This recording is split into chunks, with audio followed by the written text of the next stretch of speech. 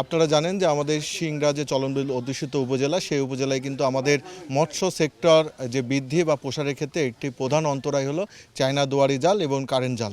তো আমাদের কাছে আমরা গোপন সূত্রে গোয়েন্দা বাহিনীর সূত্র অনুযায়ী আমরা কিন্তু আজকে সকাল থেকে আমাদের যে সিংড়া পৌরসভার সরকারপাড়া এলাকা, সেখানে কিন্তু সকাল থেকে আমরা অভিযান চালাই।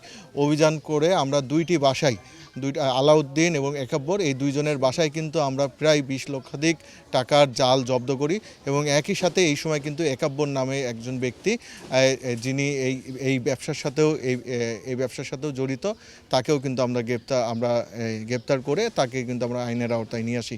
তো আমাদের মৎস্য রক্ষা ও সুরক্ষা সংরক্ষণ আইন 1950 অনুযায়ী কিন্তু আমাদের যেটা চলনবিল এলাকা বা যে কোনো জলাশয়ে কোনো স্থায়ী গিয়ার তারা মৎস্য চাষে বা মৎস্য সংগ্রহে ব্যবহার করতে পারবে না।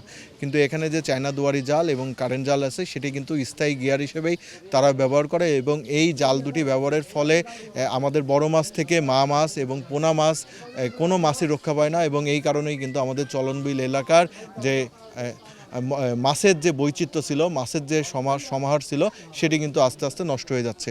তো আমাদের সিনিয়র উপজেলা মৎস্য কর্মকর্তা মহোদয় এবং আমাদের উপজেলা কৃষি অফিসার, আমাদের থানার ভারপ্রাপ্ত কর্মকর্তা এবং আমাদের জেলার এনএসআইয়ের আমাদের ডেপুটি ডিরেক্টর, আমরা কিন্তু সবাই মিলেই এই অভিযানটি পরিচালনা করি।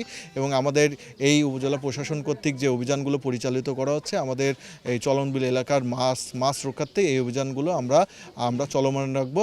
আমাদের সিংড়াবাসীর কাছে আমাদের অনুরোধ যে আপনারা আইনের প্রতি শ্রদ্ধাশীল হন এবং আইনে যে জালগুলো অবৈধ ঘোষণা করেছে, সেই জাল আপনারা বানানো, বিপণন, ক্রয় এবং ব্যবহার সবগুলো থেকেই দূরে থাকবেন।